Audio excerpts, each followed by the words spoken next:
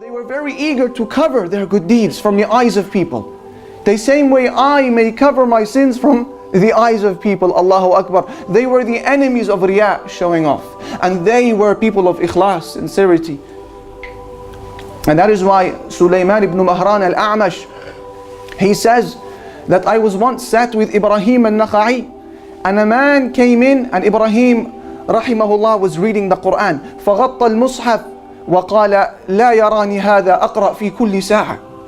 He covered the Mus'haf when the visitor came in. He covered the Quran and he said, I don't want him to see me reading the Quran every hour. Allahu, sincerity, covering the good deeds. And Ayyub ibn Abi Tamimat al-Sikhtiyani, he would pray at night, and then when the Fajr, the sun of the Fajr would come up, he would begin to yawn and stretch, showing his family that he had just woken up. كأنه لم يقم إلا من تلك الساعة. Sincerity. Allahu Akbar.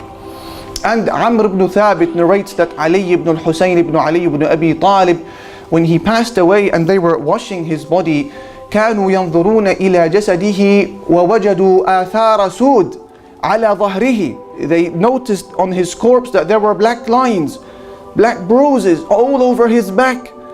And they discovered that he was the one who used to carry the heavy containers of food in the middle of the night, passing it over to the poor people of Medina in secret. They would only discover it on his deathbed. Allahu Akbar. Allahu Akbar. So they were sincere people, and they would hide their deeds, and they were very, very honest with themselves as well. Imam al-Dhahabi narrates that Hisham ad-Dustuwa'i said, ما أستطيع أن أقول أني طلبت الحديث يوما أبتغي به وجه الله عز وجل.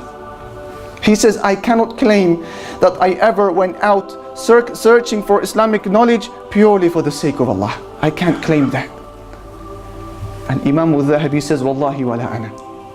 Imam al-Dhahabi says, I can't make that claim either as well. They were so sincere and they were honest. They were afraid because they knew that admiration and arrogance and wanting people to see the good that you are doing for the sake of Allah, it may cause your good deed to be rendered null.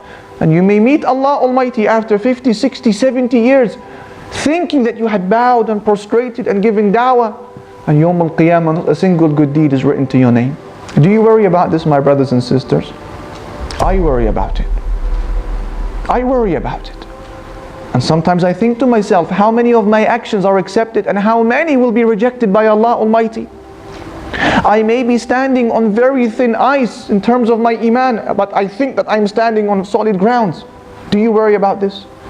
If you worry about this, my brothers and my sisters, I give you a very accurate litmus test, a ruler, a benchmark, which you can use to measure how sincere you truly are in terms of your actions. What is this litmus test? Allahu Akbar.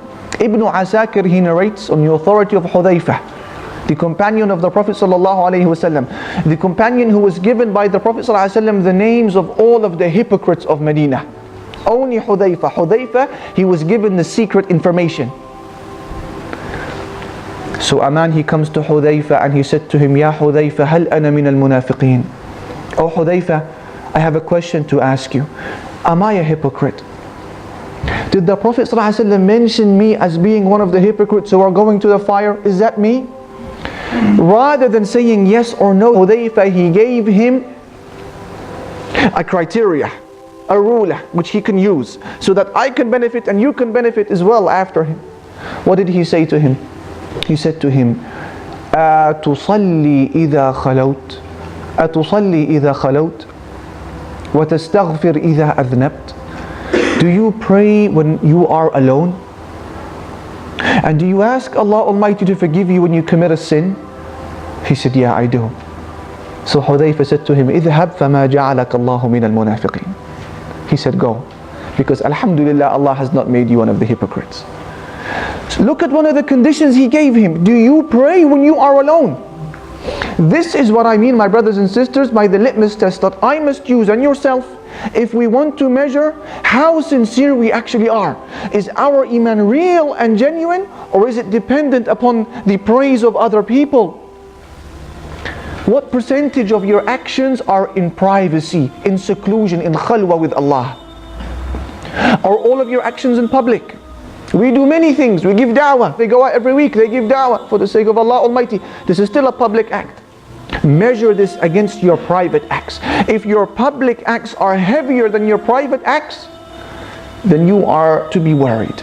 You may be standing on very thin ice. What percentage of your good deeds are in privacy? And what is the status of your iman when you are alone with Allah Almighty?